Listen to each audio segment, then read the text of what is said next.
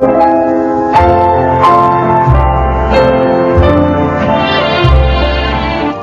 araw na ito, maririnig natin ang kwento ng buhay ng matalik na magkaibigan at ang isang malaking pagsubok na magkasama nilang hinarap. Siya ay si Rona. Wala akong kapatid at wala ring tatay. Single mother ang mama ko. Buti na lang, nung kindergarten pa lang ako, nakilala ko na ang best friend / sister from another mother, si Rhoda. Para sa akin, basta't kasama ko siya, hindi ako mangangamba kahit ano pa ang harapin kong mga pagsubok sa buhay. Ito, Besh! Mas mura yata tong package na to. Oo nga. Sige, yun na lang. Okay. Magko-coordinate na tayo dito sa travel agency na ito. Oh my gosh! I am so excited! First trip natin to outside the Philippines. Paris! Here we come! Grabe! Super excited ako! Oy, kailangan mag-prepare na tayo ng mga dadali natin, ha? Ayoko nang maraming dala. Ay, ako rin! Ayoko din. Ilan na ba yung napuntahan nating lugar? Ay, basta. We've been to all the regions of the Philippines. Oo nga. Magastos, ha? Pero, ang sayo kayo mag-travel. Ayo. Kaya hanggang sa tumanda tayo, ha? Mag-travel tayo na mag-travel. Gusto kong ikutin yung buong mundo. Para saan pat nabuhay tayo? Kung hindi naman natin makikita ang ganda ng planet Earth natin, di ba? Tama ka dyan.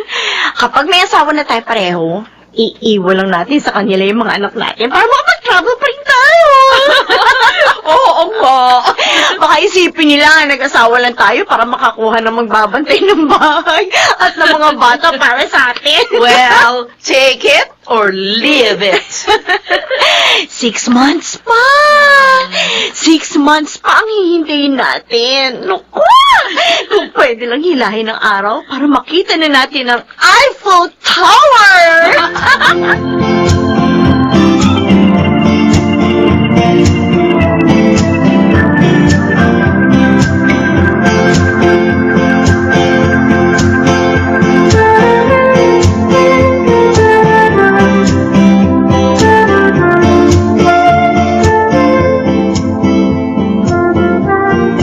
Birthday ko bukas. Imbitahin mo si Rhoda, ha? Siyempre naman, Mamita. Hindi siya mawawala. Tapos, after a week, siya naman na magbe-birthday, di ba? Opo. Alam mo, napakapalad mo. Dahil nakilala mo si Rhoda 25 years ago. Kung hindi, baka napakalungkot ng buhay ko ngayon. Nagkaroon ka ng papa at mga kapatid dahil sa kanya. Paano naman kasi? Sabi ko naman sa'yo, Ma, pwede ka naman mag-asawa uli. Ayaw mo naman. Para saan pa? May anak na ako. Ikaw lang, sapat na. Yay! Mamaya niyan, makakuha pa ako ng lalaking tarantado.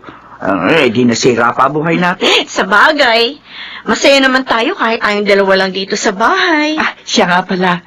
Samahan mo ako mag-grocery ng mga lulutuin bukas, ha? At gagawa rin ako ng paborito ni Rhoda na potato salad. Naku! Tiyak, matutuwa na naman yun. Happy birthday ulit, Mamita. Salamat sa pag-imbita sa amin dito. Nilulook forward ko po talaga ang birthday niyo, tita. Kasi dito lang ako nakakakain ng ganitong mga pagkain eh. Ano, gusto mo ba dito ka na tumira, Josh? Hindi, mag-isa na lang ako sa bahay. Pauwiin mo na kasi yung asawa mo. Ano pa ba ang pinagkakagastusan niyo? At todo, trabaho pa rin siya sa abroad. Paano? Itong panganay niya, puro pagka-travel ang inaatupan. Oy, grabe si Papa, oh. Nagbibigay din naman ako kahit pa paano sa inyo, ah. Oo, nagbibigay ka. Pambili ng sabon at shampoo mo.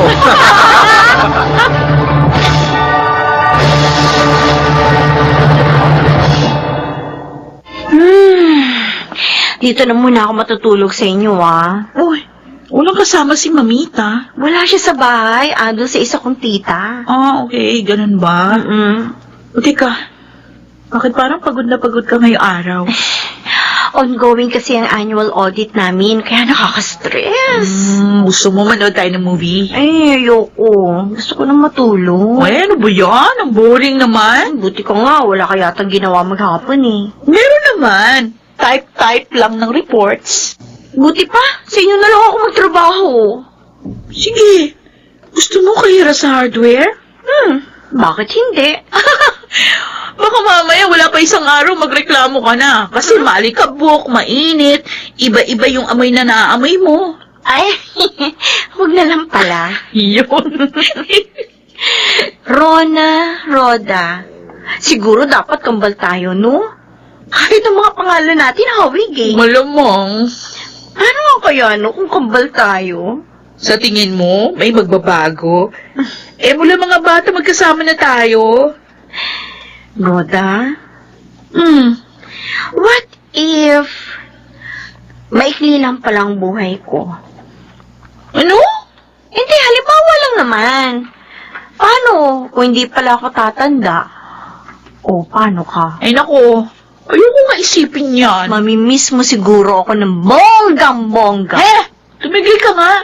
Ikaw puro nonsense yung iniisip mo. Sorry na. O sige na, yung Paris trip na lang ang pag-usapan natin. 5 months na lang!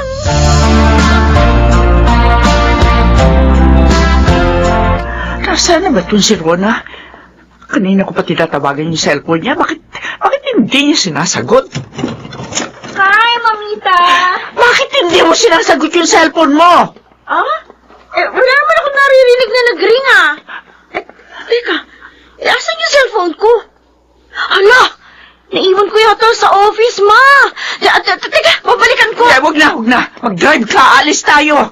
Saan tayo pupunta? Sa ospital. Ospital? Bakit? Si Roda, itinak mo sa ospital. Tumawag sa akin ng papa niya kasi hindi ka nga nakukontak. Oh my gosh! Tara na, ma! Tara na! Bilisan natin!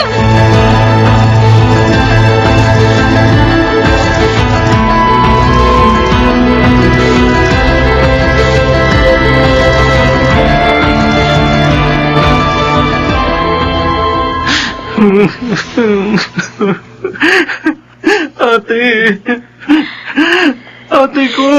Baka na, Josh. Walang mangyayaring masama sa ate mo. Ate Rona, hindi na siya umihinga nang nakita ko siya sa kwarto niya. Nakaandusay siya sa sahig. Nahimatay lang siguro siya. Paano kung hindi na bumalik ang pulso niya? Hindi yan mangyayari. Matapang ang ate mo. Kayang-kaya niya masurvive ito. Teka, nasaan na ba yung doktor? Rona, Papa, ano nangyari? hindi ko alam. Wala naman siyang dinaramdam kanina. Normal naman ang lahat. Kumain lang siya tapos sabi niya, pupunta siya sa kwarto dahil may ibibigay siya kay Diyos. Sabi niya kukunin niya yung binili niya sa akin na polo. Nasusutin ko sa job interview ko bukas. Matagal bago siya lumabas kaya nainip na si Diyos. Ano kaya nangyari kay Roda? Ang mama mo, pinaupo ko muna dun sa labas para may hangin. Namumutla na rin. Walang mangyayaring masama kay Roda. Walang mangyayaring masama sa kanya.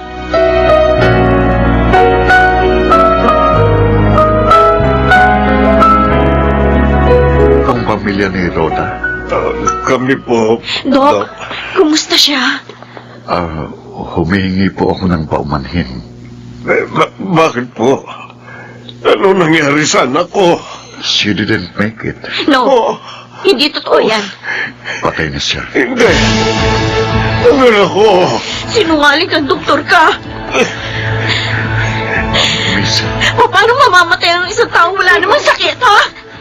Nahimatay lang siya. Baka dahil anemic siya or anything, pero hindi siya pwede mamatay. I'm sorry po. Hindi! Sabihin mo buhay ang kaibigan ko, buhay siya! Ate Rona, Hindi maaaring mamatay si Roda! Hindi siya maaaring mamatay! tama na ate. Rosa. Huwag kayong umiyak! Hindi patay si Roda! Sinungaling yung doktor na to! Sinungaling siya!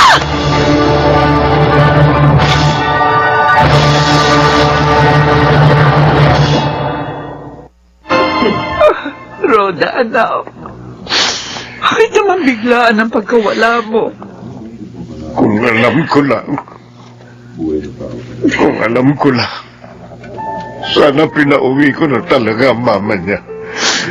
Sana nagkasama pa sila. Napakabata pa niya para mawala sa mundong ito. Hindi ko alam kung makakaya ko ito. Hindi ko alam kung paano babangon at magpapatuloy sa buhay na wala ng panganay ko. Si Roda. Hanggang ngayon ayaw niyang tanggapin na wala na si Roda. Kahit si Diyos, walang sino man sa atin ang nakapaghanda sa pigating ito. O Roda, anak, bakit ikaw pa? Bakit ikaw pa?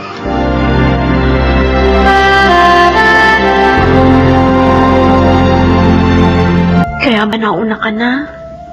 Dahil takot kang ako ang unang mawala? Joke lang naman yung tanong kong yan sa'yo eh. Masyado naman sineryoso. Hindi naman kita basta-basta iiwan eh.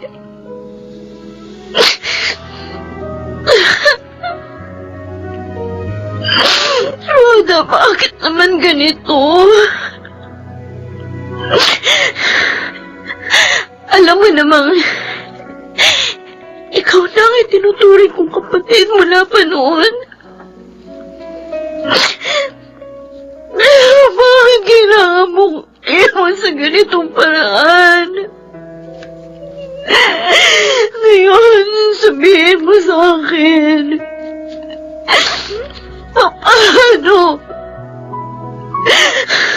Paano ako muling mabubuo kung wala ka na?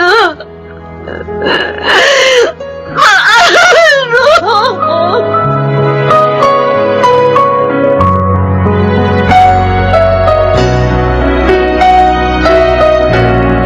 Bukas na ang flight mo papuntang Paris, Rona.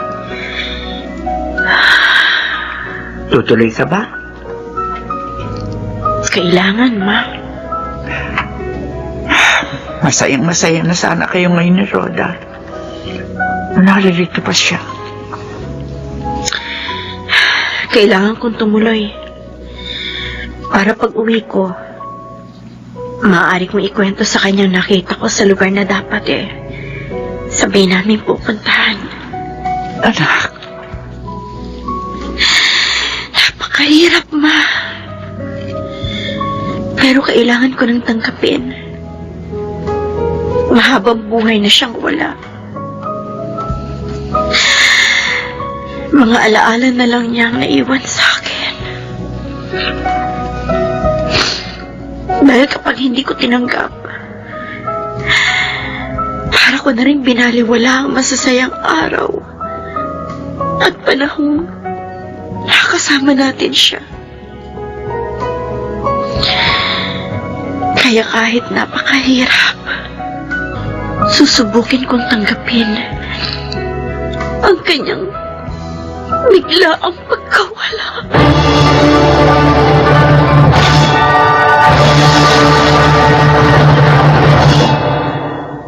Dahil kay Roda, napatunayan kong napakaikli lang ng buhay. Kaya nararapat lamang na huwag natin sayangin ang bawat araw na ibinibigay sa atin. Dahil hindi natin alam, bukas o sa makalawa, hindi na tayo mabibigyan ng pagkakataong makita ang ganda ng mundo at makasama ang mga taong mahalaga sa atin. Ako po si Rona at ito ang aking buhay. Life is short and time is cold. Mga kasaibihang gasgas na, ngunit sana mapagtanto nating hindi lamang ito basta kasabihan, kundi paalala sa atin na maging wise tayo sa paggamit ng bawat oras at araw na ibinibigay sa atin ng may kapal. Mga nagsiganap Rosana Villegas, Susan Robles, Lionel Benamin, James Quanton, Phil Cruz, at Chiquit del Carmen Amor sa papel na Rona. Naglapat ng angkop na tunog Jerry Mutiao. Sa musika Buboy Salonga. Supervisyong teknikal Eric Lucero at Bong Villar. Creative Consultant Phil Cruz. Production Assistant Anching Cruz. Ito'y mula sa panulat ni Rita Labanon. Sa direksyon June Martin Ligaspi at Maynard Landicho Jr.